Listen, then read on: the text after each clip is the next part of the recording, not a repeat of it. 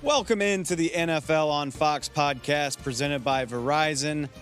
I'm Dave Helman, and I hope this weekend, whatever your plans are, whatever you got going on, when you're tired and you're not feeling it and it feels like it's time to be done, I hope you're as good at calling it a night and saying, let's go home, as Micah Parsons is.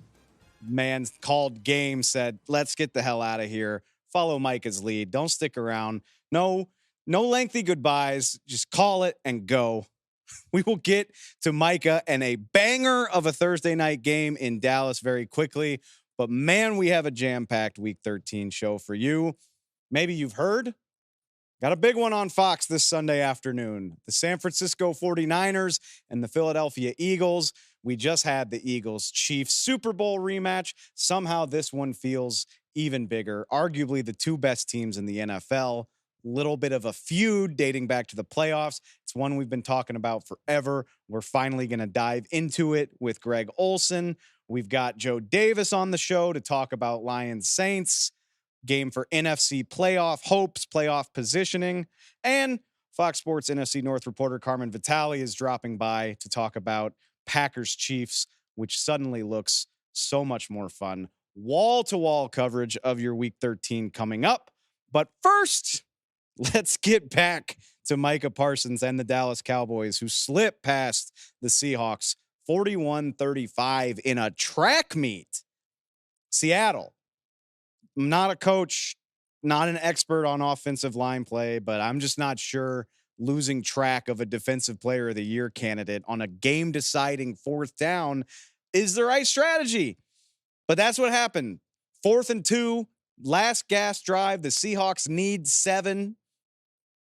Micah Parsons off the right side. Looked like Seattle's offensive line slid left toward the pressure.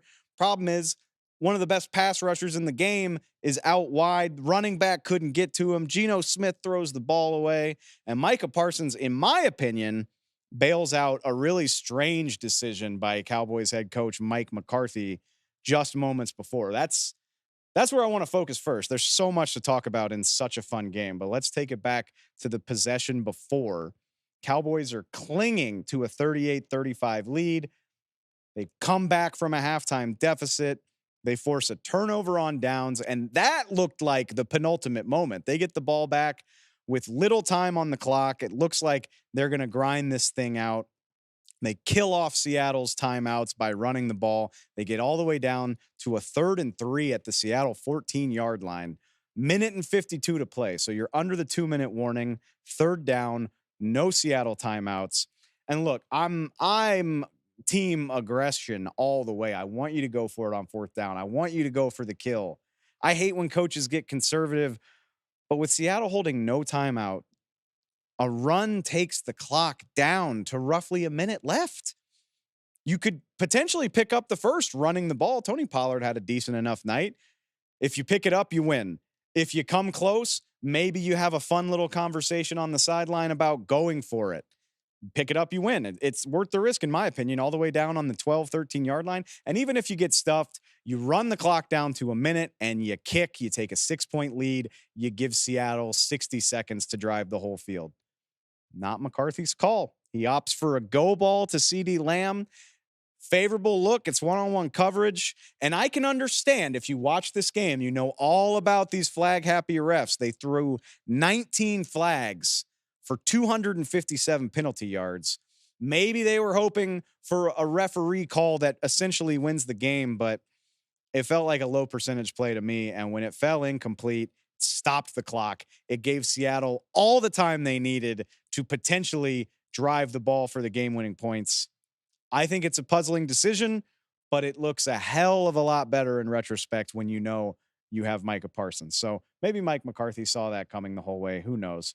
Honestly, shout out to the entire Dallas defense for standing tall on what you would otherwise call a very forgettable, maybe even embarrassing night. This was just the 5th game in NFL history where we didn't see a punt by either team. First since, I believe, 2014, just up and down the field. The only thing stopping these teams were their own mistakes and occasionally penalty flags. Yes, refs. It was annoying. Seahawks racked up 406 yards and 35 points. DK Metcalf went off, looked like the guy we remember him to be. He tortured Deron Bland. Even Deron Bland gets another pick to go to 8 on the season, but DK Metcalf, 6 catches for 134 yards and 3 touchdowns. It was a rough night for the Dallas defense, but Seattle's last points of the night came 1 minute into the fourth quarter. They had the ball 3 more times in the fourth, and they were all stonewalled. Fourth down stops. DeMarcus Lawrence gets a big fourth down tackle the first time, and then 2 big pressures by the Dallas pass rush force 2 incompletions. They got off the field when they needed to. What else can you say? I can't imagine Dan Quinn's going to be very happy with most of that tape, but it was a hell of an impressive rally from a unit that started the night very, very slowly. Yes, I can hear you. I think we've talked for 5-6 minutes at this point, and I haven't mentioned the biggest night of them all. That would be Dak Prescott. Now, I would argue if you've been paying attention for the last month, Dak's been playing at this level for quite a while. Essentially, since they got beat down by San Francisco, Dak Prescott has been on a heater. But to do it in a national window game, a standalone game against a 6-5 team, that was the criticism we've talked about for weeks on end. Do it against somebody with a pulse. Well, Seattle had a winning record prior to tonight. They entered week 13 in playoff position. They're a wild card team. It's a much bigger step. It ain't the end all be all. If you're not sold on the Cowboys, you don't have to be yet. But this matters more than beating Carolina at noon or the Washington Commanders on Thanksgiving. And against an opponent that was matching him step for step, Dak completed 71% of his passes, 299 passing yards, 3 touchdowns. He even threw in 24 rushing yards, looking like Mississippi State Dak, big boy in some DBs down in the red zone. Unlike a lot of Cowboys' other wins as of late, this one had to be a rally. Dak had to be nails in the second half. He spent most of the last month in a baseball hat in the second half. Through no fault of his own, he was trailing at halftime. He had a 3-yard touchdown rush just before halftime, called back by a holding flag. And like I said, his defense offered very little in the way of resistance early on. So cut to the second half. Dak gets 5 possessions. He leads the Dallas offense to points on 4 of them. And the one possession where Dallas doesn't score after halftime, they elect to go for it on a 4th and 2 from the opposing 30. They had it. The throw was to the stick. CeeDee Lamb had it. He just dropped it. That would have picked up a first down. So it's entirely possible they go 5 for 5. Undeterred, Dak goes down to lead the Cowboys to points on their next 3 drives after that. Then they get the kneel down. I do think there was a play, you put together career highlights for a quarterback. Right off the top of my head, Dak's Hail Mary to Cole Beasley against the Giants 5 or 6 years ago. He had the playoff scramble against Seattle in 2018, played the game of his life against Tampa Bay in the playoffs last year. He had a career highlight reel play in this game early in the fourth quarter. Looked like Seattle defensive end Darrell Taylor had him dead to rights. Straight up escaped from the sack, just got out of a bear hug, scrambles outside the pocket, finds Jalen Tolbert for 17 yards, only led to a field goal. Not the craziest play, but a perfect example of the determination that this guy was playing with to get a win in a big spot. Just another amazing performance in this run. Since the bye week, 20 touchdowns to 2 interceptions. They've won 5 of those 6. The one loss by whiskers, by the hair on their chinny chin chin up in Philadelphia. And guess who's up next? Next week, Cowboys Eagles 2.0 right there at AT&T Stadium, where the Cowboys have now won 14 straight and could take on even more significance than it already has, depending on what happens this week up in Philadelphia. Now, that's what you call a segue. Dallas, Seattle, ton of fun, great way to start the weekend, but the big one is Sunday afternoon. We've talked about it. You know what's up. Philadelphia Eagles, the San Francisco 49ers, Sunday afternoon on Fox at the Link. Who better to talk to than the guy that's going to be there? Greg Olsen joins me now to talk about what we think is the biggest game of the regular season. All right, Greg, it's one we've had circled for a long time. It's Niners at Eagles, the rematch of the NFC Championship game. I think I've asked you this question from your perspective as a player. I would also be curious for your perspective as a broadcaster too. Like when, this is a game that you've had circled all year long. Like when it's finally here, I mean, you try to approach it as any other game, or there's no denying that there's some extra gravitas here, right? There is. And I think when the schedule came out, obviously, especially after the way everything went down last year in the NFC Championship, and we had the pleasure of calling that game, which obviously in the second half was pretty unprecedented in the fact that San Francisco was unable to attempt a forward pass due to injury and really interesting circumstances. So I think when the schedule came out and we saw that this was going to be one of our big America's Game of the Week, last weekend in November, or first weekend in December, I guess, we knew this one had a chance to be pretty big. And then obviously that's all compounded to the fact that Philadelphia continues to win. It seems like every single week here, and only having the one defeat. And then after a little bit of a weird middle of their season there, it seems like San Francisco now is starting to roll, and they kind of look like the team we saw earlier in the year these last couple of weeks. So I think they're both playing as well as you could hope for the back stretch of the season, and the fact that we get to call it, to me, on paper, this is the game of the regular season so far. So one thing I can't get over, and it's been talked about a lot this week. I know, it doesn't decide the outcome, obviously, but it's very interesting to me that the 49ers are a road favorite in this matchup. The Eagles have the best record in the league. They've won 5 straight. If you had to think of a reason why the Niners would be favored in this game, is it the Eagles' tendency for the dramatic? Is it just the Niners, the strength of their roster? Why do you think that is? Yeah, I think it's a really good question. And you don't see it a lot in the league where good teams are underdogs at home, right? So I definitely think it's worth the conversation. I don't know a ton about how betting lines are made or what goes in, but just from a football, observation, I think a lot of times the markets and whatnot, they look at how teams win, not necessarily just whether they win or lose. And I think when they look at the records, they kind of put that aside and they say, okay, over this last 4-week snapshot, how is San Francisco playing? How is Philadelphia playing? What are the metrics? What's their point differentials? What is the manner in which they win? What is the margin of victory? And I think they look at all those things. And I think what people are concerned about with Philadelphia, and I'm not sure if I share these sentiments necessarily, but what people I think are scared about with, is it sustainable to have these big fourth quarter comebacks? Their last 4 games that they've won, they've been trailing at halftime.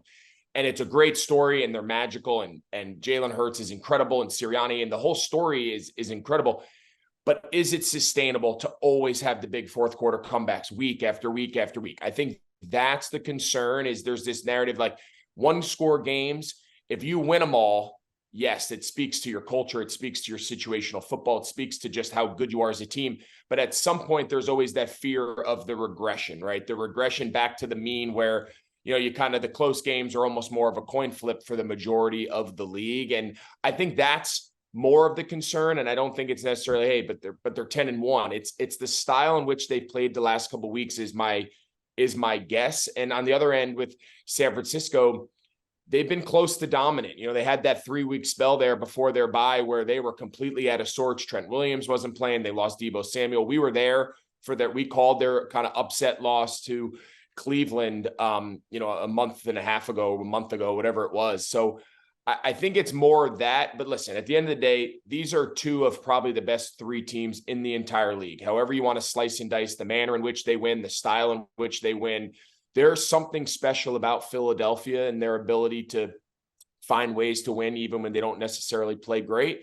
And obviously, you can make the argument that San Francisco could potentially have the best roster in the NFL top to bottom. So when you put those 2 together, I think this game's a coin flip, regardless of what the betting market suggests. It's exciting just to think about. I'm curious. It's hard not to think about the Lions in this game. We've talked about the playoff game last year. Brock Purdy made it 6 snaps into that game before the Eagles pass rush took him out of it. Eagles pass rush also got to the backup, Josh Johnson. I know Trent Williams is back, and I know what a difference that makes, but across the entire offensive line, I mean, do you think San Francisco's offensive line is up for the challenge this time around?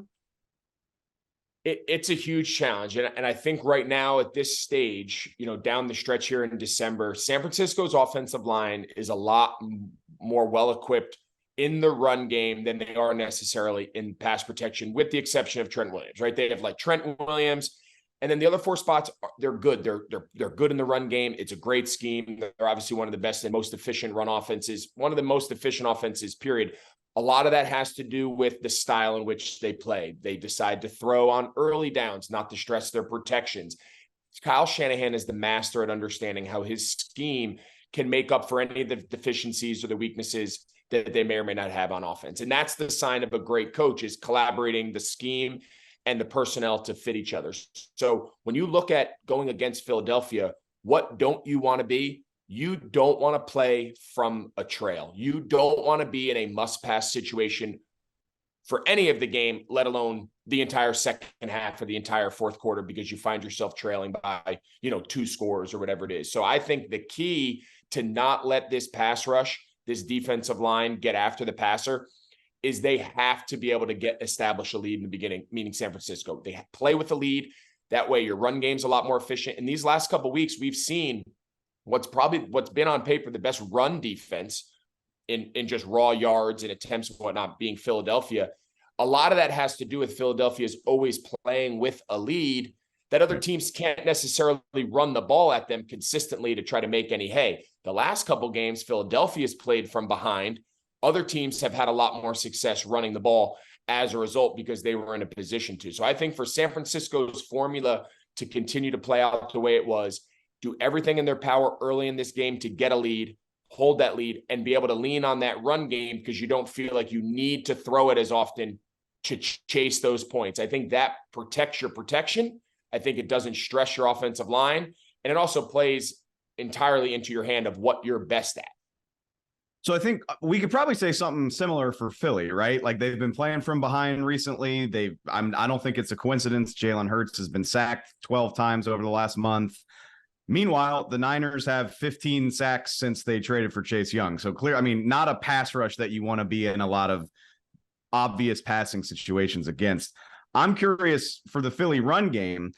By their very lofty standards, they haven't been running it all that well up until they get into a rain game against Buffalo last week and they average 6 yards a carry. They go for almost 200 yards on the ground. From what you've seen, and especially against this San Francisco front, do you think that's sustainable for their run game? I think what's cool and interesting about Philadelphia is, they've been a good run team, right? When you just look at the raw numbers, of course, Jalen Hurts and this year with Swift and the best offensive line in football, it makes sense to why they would be in the top of the run game conversation. But they are a pass first team. They almost play the game backwards, right? They are going to throw the ball early and often in possessions, first and second down, downfield shots on first down. And they're going to be very pass-centric early. What makes them a run team, which is a little uncharacteristic in the rest of the league, is they're running the ball on third down more than anybody. And a lot of that has to do with they're in a lot of third and manageable situations. But really, the ace in their hole is they have fourth down. So 3rd and 6 to them is 2nd and 6. 3rd and 4 to them is 2nd and 4. In theory, most teams 3rd and 6, they have to throw the ball or they're punting. So where they make up for their run game is really an unconventional run downs, which is why that's the magic and the beauty of this offense. And this is what I think Brian Johnson and Nick Sirianni and last year Shane Steichen, like that's the beauty that they've captured and it's a huge advantage.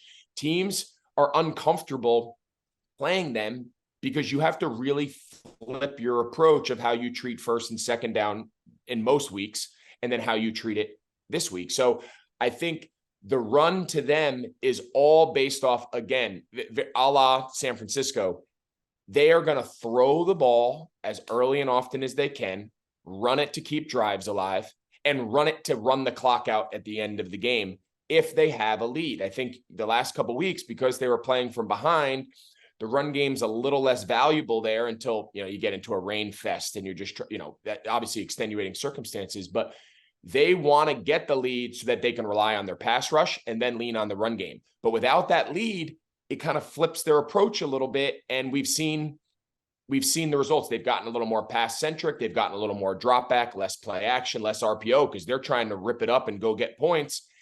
And Hurts is holding on to the ball, pressure. It all ties hand in hand. So I think both these teams' formulas are very similar in that regard. The manner in which they go about it, though, is vastly different. These are polar opposite philosophical styles of offense. Going off of that point, how much of a strain do you think it is for an opposing defense, like mentally and physically too, but mentally, to, it's 3rd and 6, and you're like, if we let these guys get to 4th and 1 or 4th and 2, we're not getting off the field. Yeah, we when we called that Dallas Philly game, the best way that I can put it to the viewer is, say from the minus 35-yard line. So from Philly's 35-yard line all the way to the opposing team's goal line. So 65 yards. They are in essence operating on first down like it's 1st and 8. They only need to get 8 yards in those first 3 downs, because 97% of the time, if it's 4th and less than 2, it's a first down. The advantage that they now can have in the way they put their game plan together, the way they call plays on first down, the whole thing plays from that approach. So defensively, defensive coordinators now have to flip their mind. And 3rd and 6, all right, I'm running my nickel personnel. I'm doing 3rd down pass rush. I'm running pass stunts because I know that quarterback's got to throw the ball 6+ yards, in essence, to keep the drive alive. No, I can't just call pass stunts, because I got to make sure that they're solid in the run fits. I got to make sure I don't just sell out with nickel personnel, because they could run the QB design run, or they could run Swift with this offense line right down my face. And then if it gets to 4th and less than 2, we might as well just allow it to be first down and start all over again. It is a burden to stop. And I love it. I think there's so much game within the game when you're calling a Philadelphia game. But if there is a team that is physical, big up front, well coached, talent everywhere, I mean, this San Francisco defensive line is probably the most talented in the entire league. I mean, when they line up, their first 4 guys, and then the 4 they bring in behind them, they got 8 guys, and I feel like 5 or 6 of them are former first-round pick. I mean, it's pretty remarkable what they do. So again, we could talk about this game all day, the matchups, the back and forth. It's as good a football as you can find in the NFL. Going off of that, you're right. I mean, the talent's everywhere. There's an interesting matchup everywhere. One thing that's feels pretty unique, and I talked to Peter Schrager about this earlier this week, is there's bad blood here too, and like in an age, it feels like, players swap jerseys and they go to each other's camps in the off season. Like, I mean, players are friends. They're in this together for the most part, but it seems pretty rare the degree to which these teams genuinely don't like each other. Yeah, and I think it adds an exciting element on top of everything else we've talked about to the matchup. And we all know, we've seen and read all week Deebo Samuel's comments about, what would have happened if Purdy didn't end up going down and all that. And then we saw the responses back that who said that about James who said James Bradbury was trash. That was Deebo. Yeah, it was Deebo as well. So Deebo seems to be at the center of all of this. So there's been a lot of back and forth. I think all of that makes for a fun week. All of that makes really fun for our jobs to cover it. And I'm sure we'll have some of those quotes up early in the game to just kind of set the stage. But once the game starts, the notion about bulletin board material and all that, I think a lot of that is overblown. When the game starts, it's going to be decided on the field. It's not going to be, you're not going to be extra motivated to win because some guy told you sucked or something. It's going to come down to who plays the best. And the rest of the week is a lot of fun for guys like us to talk about and build up to the matchup. And it's just one more fun layer on top of, when you boil it all down, is 2 of the top handful of teams in the entire league, and playing a December game. That's what you want. It's I mean, we didn't get the real version of this game in January. Credit to the Eagles for winning it. Not trying to take the credit away, but this is what we wanted to see. Hopefully it lives up to the hype. Greg, hope you have a great call, man. I'll talk to you later. Appreciate it. I appreciate it. Thanks, man. Thanks again to Greg. 49ers Eagles obviously is it's the game of the season. Like you said, of course it's the game of the week, but there's a really sneaky one happening up at Lambeau Field. Maybe doesn't have the luster that you would expect from Chiefs Packers. Ironically, we waited so many years for Rodgers Mahomes. We never really got it. And now we get Mahomes Jordan Love 2.0. But with the way the Packers have been playing the last few weeks, this is suddenly a way more interesting game than I would have given it credit for. So we wanted to do this one justice. Brought in some help to help me preview Kansas City at Green Bay, Lambeau Field. I'm joined now by the one and only Fox Sports' NFC North writer, Carmen Vitali. Carmen, A, how you doing? Hi. Hi, how are you? I'm great. How are you, Dave? I think it's a little early for our victory lap.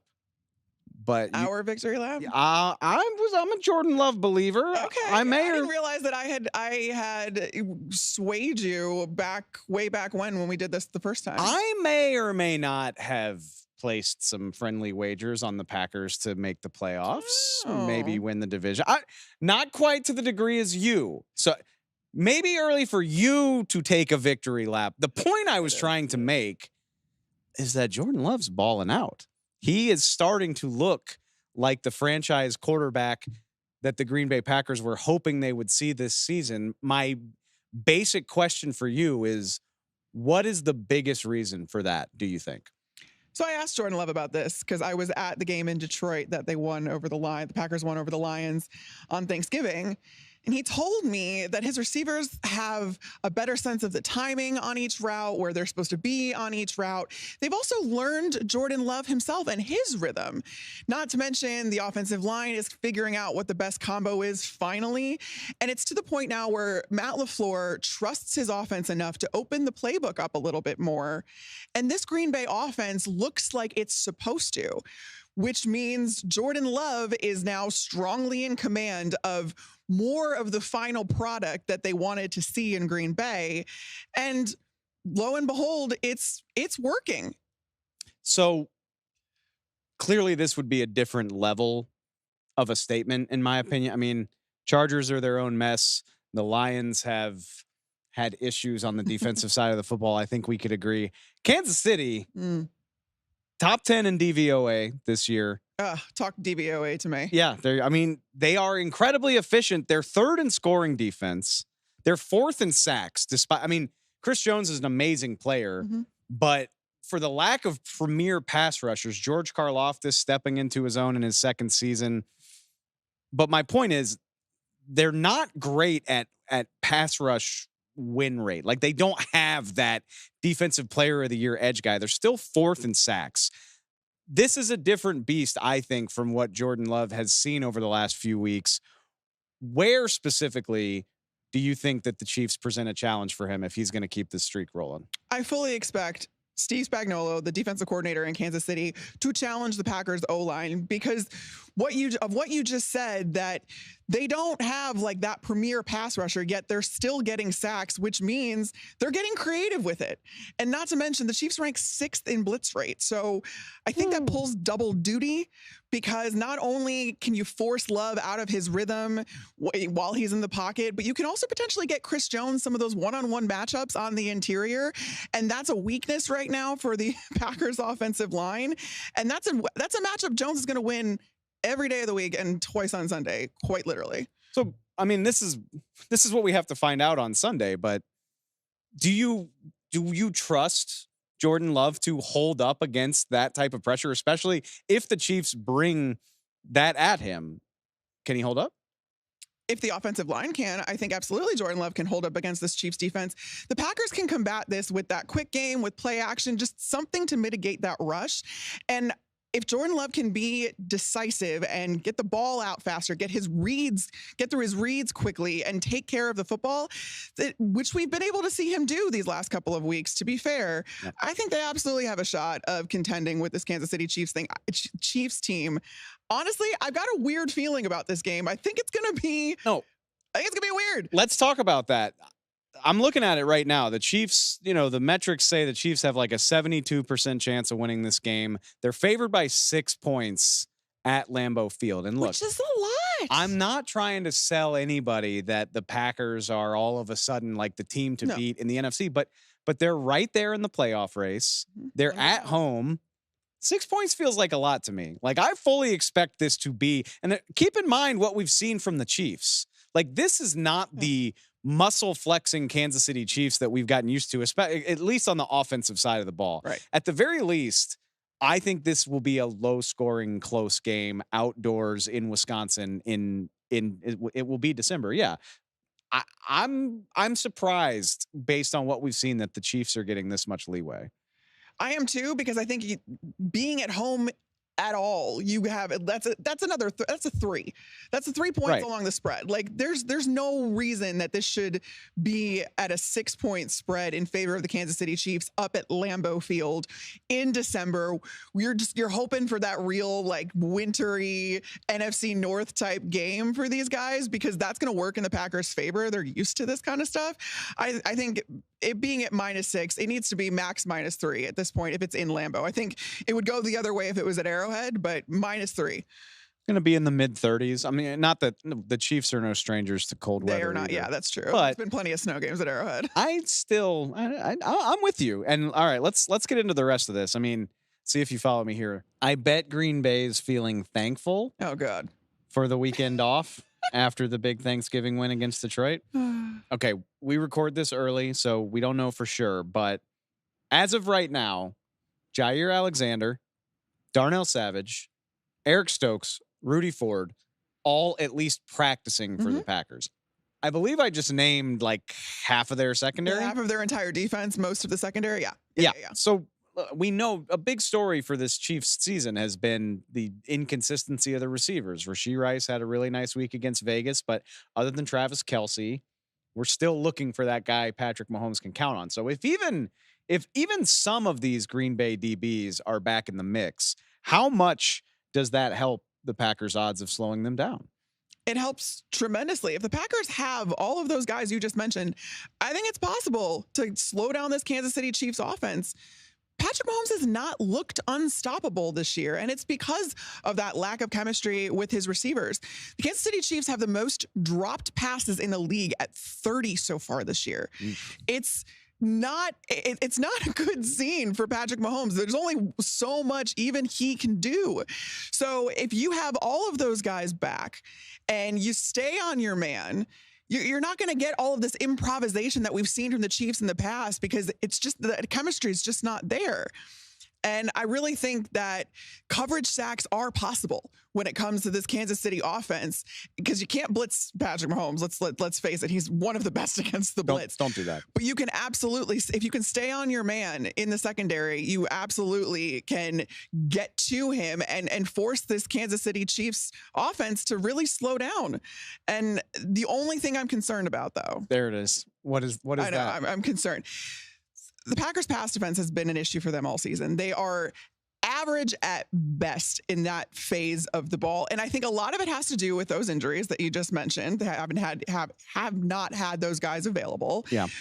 But teams aren't passing as much on the Packers either, because their run defense has also been horrible for most of the year. They rank 27th in rushing defense at this point. They give up an average of 135.2 yards per game. So if you can slow down this Kansas City Chiefs run game, force Patrick Mahomes to have to do Patrick Mahomes things, and stay on your man. I expect a lot of man coverage come Sunday. You could be in good shape if you have all these guys healthy. I guess, is that the strategy? Because I agree with you. And sorry, Chiefs, I think you could probably, especially if Jair Alexander is available, I think you could probably get away with manning up and clogging the box. Is that it? Because it's easy to say slow down the Chiefs' run defense, and I know the Chiefs aren't a juggernaut, but we've seen Isaiah Pacheco. Yep. We've seen the Chiefs grind these things out when they need to. Should I trust, even if they can clog the box, should I trust that the Packers can do that? Because their run defense, going back to last year, it is an issue. That is the most disappointing part of the Green Bay Packers, I think, this year, is that their defense has not taken a step forward.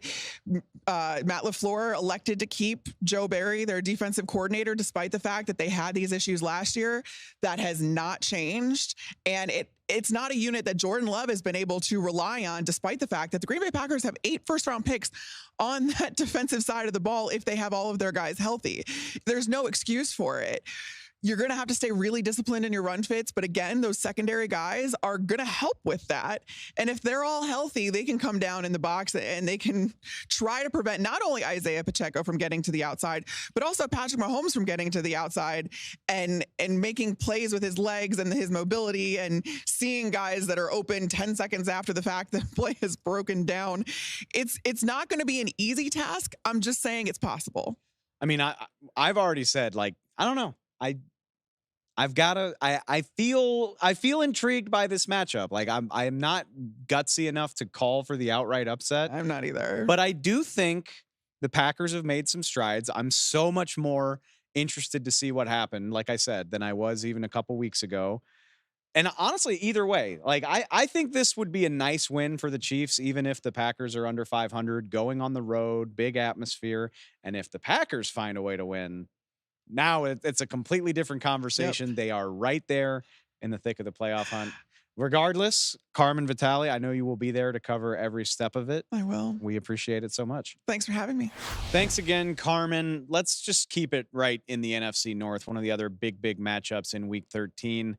Same division, the Detroit Lions coming off of the loss to the Green Bay Packers, heading down to New Orleans to face a Saints team equally in need of a big win. I'd go as far as to say the loser of this game is going to be in full-blown crisis mode, particularly the Lions, who have been in firm control of the division for so much of the season. Got to find a way to get a win this weekend. To preview it, I talked to the guy who will be there in the Superdome. That would be Joe Davis, who will be calling the game alongside Moose Johnston. Caught up with Joe about the matchup. Check it out. All right, Joe, it seems like this happens from time to time during an NFL season. You and Moose called Saints Falcons last week, and now you turn around and you get Saints Lions down in New Orleans this week. I'm curious for a couple of reasons. Number one, when you get back-to-back games from the same team like this, it almost maybe feels like you're like embedded with the team, spending a little more time than usual with those guys. So what's that like? What's it like just getting a couple weeks to look at the Saints, and with that extra time to look at them, what are you hoping to see from them as they try to bounce back from that loss in Atlanta? Yeah, we love it from a prep standpoint. It definitely shaves the work down, so a little more time to do some other things during the week. But it does let you go a little bit deeper, I think. Whereas when you see the team for the first time, you're trying to learn as much as you can, and you, of course, want to be an expert on them. But there are other layers you can pull back when you get them a second time, and especially when that's the next week. There's so much time that you spend when you get a team for the first time going back and looking at the previous week and studying those stories and studying that game tape. But when we already kind of lived that, we can jump deeper. This week, I mean, that said, it's almost like it's a whole new story given the injuries that they have a receiver now. Like, what in the world is this even going to look like for the Saints? And there's that new angle, but there's also the same angle, which is this defense was really good early and hasn't been very good lately. So can they figure that out? I'm glad you mentioned the receivers. Look, they didn't have Michael Thomas already. Now we'll be watching to see what's going on with Chris Olave and Rashid Shaheed as well. This offense has been pretty frustrating before all of that happened. Ironically, Chris Olave has, his best half of the season before he goes out injured. But, Alvin Kamara is talking after the game that they're consistently inconsistent.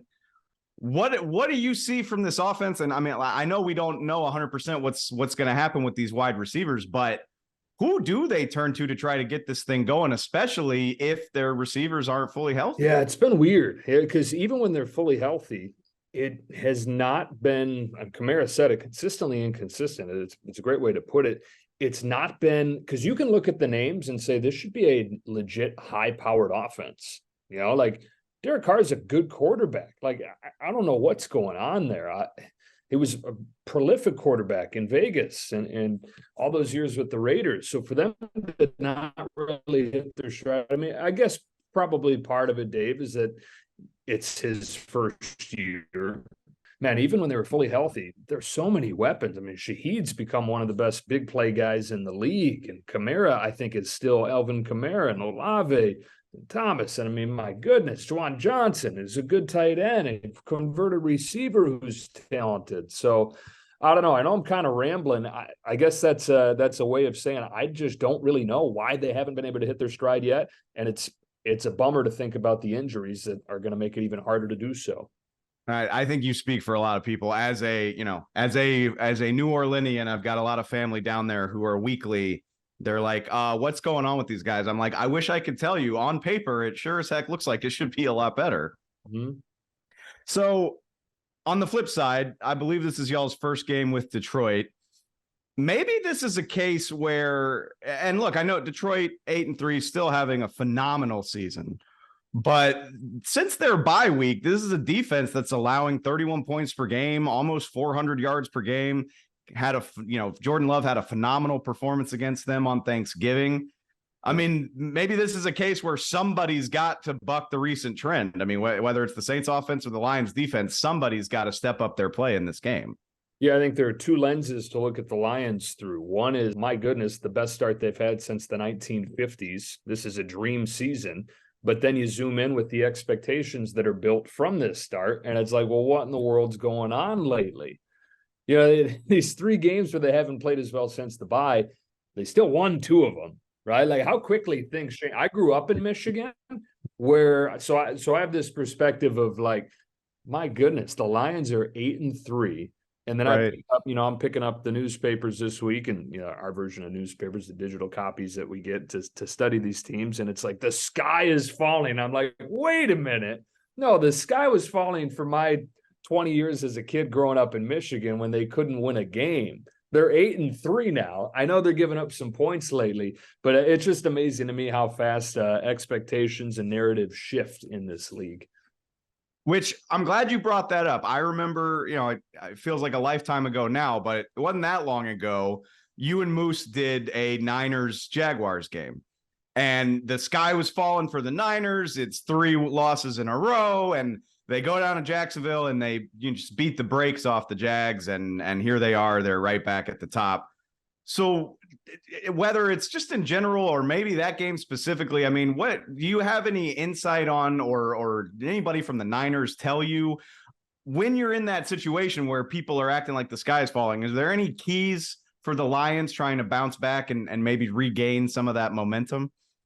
I think that it's probably a case-by-case basis, Dave. You look at with the 49ers, they had the bye. So a couple of ways to look at that. It's like, man, we got to stew on this for an extra week. But also, Kyle Shanahan's always been really good coming out of buys. There's the 49ers case, and then specific to what we're talking about here with the Lions. I don't know. We talk about the defense giving up a lot of points. I don't think their defense is going to be a strength at any point. I think the offense is. I think the offense got to be better than they've been the last game or two. Right? They got 7 turnovers the last 2 games. Like this team built to score points and win games that way. So yeah, the defense should be better than it has been, but the offense needs to outscore teams for this version of the Lions to be the Lions. And lately they've not been the same offense. It's a good point. One last thing I want to touch on with you. And I mean, yes, Lions have to play better. There's no way around it, but it's hard not to think about the narrative aspect of this with Dan Campbell going down to New Orleans. Obviously, that's where he spent 5 years before he got the head coaching job with the Lions. What's the narrative there? How do you see that going? He wears his heart on his sleeve. Obviously, I feel like this has to be a big week for him. Maybe that could elevate the Lions play to try to get him a big win in the Superdome. Yeah, I would think so. I don't think that we're going to get I'm looking forward to talking to him to hear officially how he's feeling about it. But I would think that if any coach were to not give us coach speak in a situation like this, it'd be Dan Campbell. Like he's going to, I would hope, tell us how he feels about going back there. And I would think, yeah, there's some emotions to it. But I also think that once he admits to those emotions that any human's going to have, going back to a place where he spent as much time as he did, this game matters because the Lions are 8-3 and need a win to kind of stop this bleeding. Again, this relative bleeding, with the division getting a little bit tighter and them wanting to right this ship to be headed into the playoffs on the right foot. So I think that's going to wind up being the bigger narrative than his return. But hopefully he does acknowledge and embrace that side of it too. Perspective is everything, man. You're right. I mean, the Lions do need a win. They would love to keep pace with all the other teams, but yeah, I'm sure if I could go back in time and tell you as a kid that the Lions are trying to stop the bleeding at 8-3, you would probably take that, right? I would say, what? Well, that's not true. That doesn't happen. Yeah, should be a good one. Hope it's entertaining. Hope y'all have a great call, Joe. Safe travels. Appreciate it, man. You got it, man. Thank you. That just about does it for the Week 13 preview. Still some business to get to. That is our favorite segment of the week. It's the Hurry Up Offense. There's 8 games left on the slate we haven't gotten to. Only 8. There are a whopping 6 teams on a bye this week. Leaves for a somewhat lighter Sunday than usual. Not to worry. We will get you something good on every single matchup left on the Week 13 slate. Good little tidbit, factoid, prediction, whatever for you before you head on into your weekend. Get you ready for Week 13 in all of its glory. So my wonderful producers, as they always do, they're going to put 3.5 minutes on the clock. I'm going to get you through all 8 of these games. With so many teams on a bye, I should be able to come in under the buzzer, but we'll see. Every time I predict that, it feels like it goes the other way. So we'll see how it goes. Let's start it right here in LA, the Cleveland Browns and the LA Rams at SoFi Stadium. Don't laugh about Joe Flacco potentially starting. He averaged 300 yards per game in 3 games as a New York Jet last year to start the season, 5 touchdowns, 3 picks. I think he's capable of doing enough. The bigger issue for me, I don't yet know the status of Myles Garrett and Denzel Ward. Keep an eye on that. Will they play? The Browns' calling card is defense. Kyron Williams is going for the Rams now. They've obviously got the passing attack with Matthew Stafford. I need Myles Garrett and Denzel Ward on the field. I'm way more worried about that than Joe Flacco. I assume one or both of those guys is going to play. I will take the Browns on the road. I do like the Rams, though, but give me the Browns. Broncos at Texans, huge game for tiebreaker purposes in the AFC. Winner goes 2 games above 500, and they get a head-to-head win. These teams are both in the wild card hunt. A head-to-head tiebreaker could be a big deal. Do not underestimate this one. CJ Stroud averaging 300 yards per game over the last month. The Broncos are only averaging 173 passing yards allowed during their 5-game win streak. What's going to give? One of the hottest players in the league versus one of the best defenses in the league right now. I'll take the Texans at home. Give me the kid. I love CJ Stroud. I feel fine about it. Colts at Titans. It's an AFC South game. It's 2 middling teams. I know the Colts are in the wild card hunt. Still not a juggernaut. Mike Vrabel, home underdog. Allow room for weirdness. That's what I always say about this division. I don't know how. I don't know why. Tread lightly. I will take Mike Vrabel as the home underdog with the Titans. Falcons at Jets. I worry about Desmond Ridder going against this Jets secondary. Jets have 4 picks in their last 4 games. Even in some lopsided losses to Josh Allen and Tua, they've frustrated those guys. They are capable of getting takeaways against the very best. I'm telling you right now, Desmond Ridder is in for a long day at work. But even if Aaron Rodgers is practicing, he's not playing yet. I trust so much more about the Falcons than I trust the New York Jets to put together a cohesive offense. So even if Desmond Ridder's got a couple turnovers, couple mistakes to his name, I'll take the Falcons on the road. Chargers at Patriots. If the Chargers can't get this done against a Patriots team that's circling the drain, Jabril Peppers said you're lucky we're ass to Saquon Barkley. Couldn't say it better myself. We got to revisit Brandon Staley. We got to have a serious conversation about the job security there. I already feel like we know where this is going, but put a fork in the Chargers if they can't find a way to win this one. I'll take LA. Cardinals at Steelers. Steelers are a big favorite for the first time this season. 8 of their 11 games have been decided by 7 or less. And 5.5 points, 5.5 points is the biggest line they've been involved in all year. I'm curious to see how they handle being a real deal favorite now that their offense is going. Give me the Steelers. Dolphins at Commanders, sneaky contender for game of the day. This could be a lot of points. Commanders have allowed 29 or more in 4 of their last 5. We know the Dolphins can score with everybody. Sam Howell has the potential for big plays as well as the potential for big mistakes. The over-under is 49.5. I'm taking the Dolphins, and I'm also taking that over. The Commanders have hit over that point total in 3 straight games. Let's lump Panthers at Bucks and Bengals and Jags into both of these. The Jags playing on Monday night, got to get a win to keep pace in the AFC. And if the Bucks can't beat the Panthers at home, it's over for them as well. I'll take the Buccaneers and the Jags to get it done against 2 overmatched opponents. Pour one out for the Cincinnati Bengals playing with Joe Burrow, but those are just the breaks. The Buccaneers and the Jags, 2 teams that should be able to get 2 home wins as usual. Like I said, I don't always come in under the buzzer, but that does it for the Week 13 preview. We will be back on Monday to break it all down. Niners, Eagles, what else needs to be said? Ralph Vacchiano will be here with us to look at what happened. We'll get into Lions, Saints. We'll get into Broncos, Texans. Some of it, we know what to expect. Of course, we're going to talk some Eagles, Niners, but plenty of it's going to come out of left field as well. We will be here to walk you through the whole thing starting Monday. Until then, please go find us on Spotify. Please go find us on Apple Podcasts. We have a YouTube channel. If you want to subscribe to that, that would be wonderful.